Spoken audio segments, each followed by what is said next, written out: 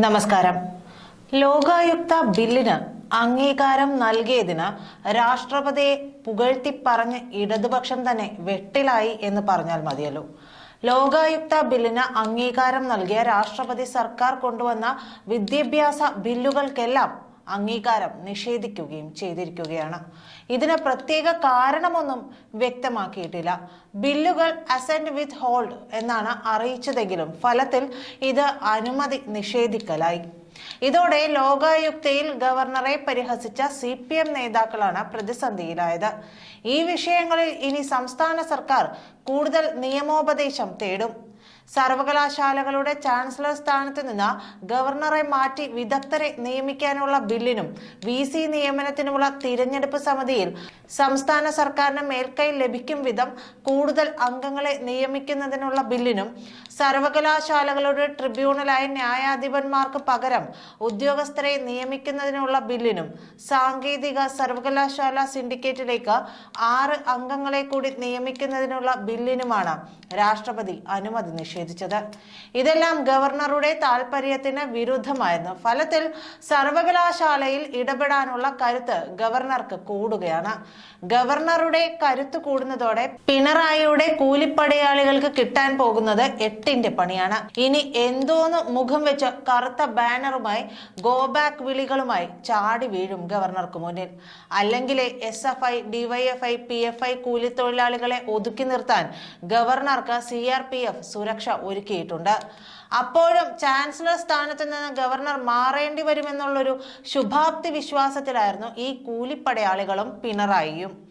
Sanghi chancellor വാപ്പസ് Joao എന്ന മുദ്രാവാക്യം ഉയർത്തിയിട്ട് കാര്യമില്ലെന്നാണ് ഇപ്പോൾ രാഷ്ട്രപതി ഉത്തരവിലൂടെ വ്യക്തമായിരിക്കുന്നത്. അതുകൊണ്ട് ഇനി ഷോ കാണിക്കാൻ ഇറങ്ങിയാൽ CRPF ചാവേറുകളുടെ മുട്ടുകാല് തല്ലിയൊടിക്കുമെന്ന് ഉറപ്പാണ്. ലോകായുക്തയുടെ കഴുത്തറുത്ത ബിൽ രാഷ്ട്രപതി ഒപ്പിട്ടതുപോലെയല്ല ബാക്കി 3 ബില്ലും. സർക്കാർ വെള്ളം കുടിക്കുക തന്നെ ചെയ്യും. ഗവർണറെ ചാൻസലർ സ്ഥാനത്ത് നിന്നും മാറ്റുന്നതിനും ട്രിബ്യൂണൽ നിയമനത്തിനും സർവകലാശാലകളെ 2 ഗ്രൂപ്പായി തരം തിരിച്ച് പ്രത്യേകം ബില്ലുകളാണ് പാസാക്കിയിരുന്നത്. ഇതിൽ ഒരു സെറ്റ് ബില്ലിനാണ് രാഷ്ട്രപതി അനുമതി നിഷേധിച്ചത്. സമാന സ്വഭാവത്തിലുള്ളതായതിനാൽ 2ാം സെറ്റും തടയുമെന്നാണ് സൂചന.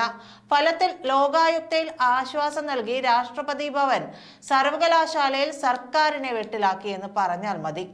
മുഖ്യമന്ത്രി പിണറായി വിജയനെതിരായ ലോകായുക്ത കേസുമായി ബന്ധപ്പെട്ടായിരുന്നു ലോകായുക്ത നിയമം. വിധി എതിരായാലും മുഖ്യമന്ത്രിക്ക് സ്ഥാനമൊഴിയേണ്ടി വരാതിരിക്കാനുള്ള നീക്കം. എന്നാൽ വിധി മുഖ്യമന്ത്രിക്ക് അനുകൂലമാവുകയായിരുന്നു. അതുകൊണ്ടാണ് ഈ പുതിയ ബിൽ അംഗീകരിച്ചതുകൊണ്ട് ഇനി സർക്കാരിന് വലിയ ഗുണമൊന്നുമില്ല. വിധിക്ക് തൊട്ടു മുമ്പാണ് ബില്ലുണ്ടാക്കിയതും അത് ഗവർണർക്ക് നൽകിയതും. സർവകലാശാല ഭരണത്തിൽ പിടിമുറുക്കാനായി കൊണ്ടുവന്ന വിദ്യാഭ്യാസ ബില്ലുകളെല്ലാം നിഷേധിച്ചത് സർക്കാരിന് തിരിച്ചടിയും ഗവർണർക്ക് നേട്ടവുമാണ്. 4 VCമാരെ നീക്കുന്നതിനുള്ള നടപടികൾ ഗവർണർ തുടരുകയാണ്. ഇതിനൊപ്പം താൽക്കാലിക VCമാരുള്ളിടത്ത് സ്ഥിരം നിയമനത്തിനും ഇതിനെല്ലാം കരുത്തു പകരുന്നതാണ് രാഷ്ട്രപതി ഭവനിൽ നിന്നുള്ള തീരുമാനം. VC നിയമനത്തിനുള്ള നോമിനികളെ ഇനി സർവകലാശാലകൾക്ക് നൽകേണ്ടി വരും. നിയമസഭ പാസാക്കിയ ഈ ബില്ലുകൾ ഗവർണർ പിടിച്ചുവച്ചിരിക്കുകയാണെന്ന് കാണിച്ച് സംസ്ഥാന സർക്കാർ സുപ്രീം കോടതിയിൽ കേസ് നൽകിയിരുന്നു. കോടതിയിൽ നിന്ന് പ്രതികൂല പരാമർശങ്ങൾ വന്നപ്പോഴാണ് ഗവർണർ അവ രാഷ്ട്രപതിക്ക് അയച്ചത്. അതിൽ ലോകായുക്ത ബില്ലിനാണ് അംഗീകാരം ലഭിച്ചത്. ഇത് അംഗീകരിക്കപ്പെട്ടത് സംസ്ഥാന സർക്കാരിനെ സംബന്ധിച്ച രാഷ്ട്രീയമായ വിജയമാണെങ്കിലും നിലവിൽ സർക്കാരിന് ഭീഷണിയാകുന്ന വിധത്തിലുള്ള കേസുകളൊന്നും ലോകായുക്തയിലില്ല. എന്നാൽ സർവകലാശാലയിൽ പിടിമുറുക്കാൻ കച്ചകെട്ടി നിൽക്കുന്ന ഗവർണർക്ക് എല്ലാ അർത്ഥത്തിലും കരുത്താണ് രാഷ്ട്രപതിയുടെ വിദ്യാഭ്യാസ ബില്ലുകളിലെ നിലപാട്. UGCയോട് കൂടി അഭിപ്രായം ചോദിച്ചാണ് നടപടികൾ എന്നാണ് സൂചന.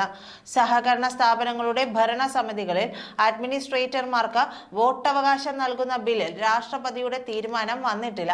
മിൽമ ഭരണപക്ഷ സ്വാധീനത്തിലാക്കാൻ ഉദ്ദേശിച്ചുള്ളതായിരുന്നു ഈ ബിൽ. അതിനൊപ്പം സാങ്കേതിക സർവകലാശാലയിൽ മുൻ MP PK ബിജു അടക്കമുള്ളവരെ നാമനിർദ്ദേശം ചെയ്തത് സാധൂകരിക്കാനുള്ള ബില്ലിനും അനുമതി നിഷേധിച്ചതോടെ അവരുടെ അംഗത്വം റദ്ദാകും. അംഗീകാരം ലഭിച്ചില്ലെങ്കിലും നിയമസഭ പാസാക്കിയ ബില്ലിന്റെ പേരിൽ സിൻഡിക്കേറ്റ് അംഗങ്ങൾ സ്ഥാനത്ത് തുടരുകയായിരുന്നു. സർവകലാശാലകളിലെ VC നിയമനവുമായി മുന്നോട്ട് പോകുന്നതിനും രാഷ്ട്രപതിയുടെ നിലപാട് ഗവർണർക്ക് സഹായകരമാണ്. നന്ദി.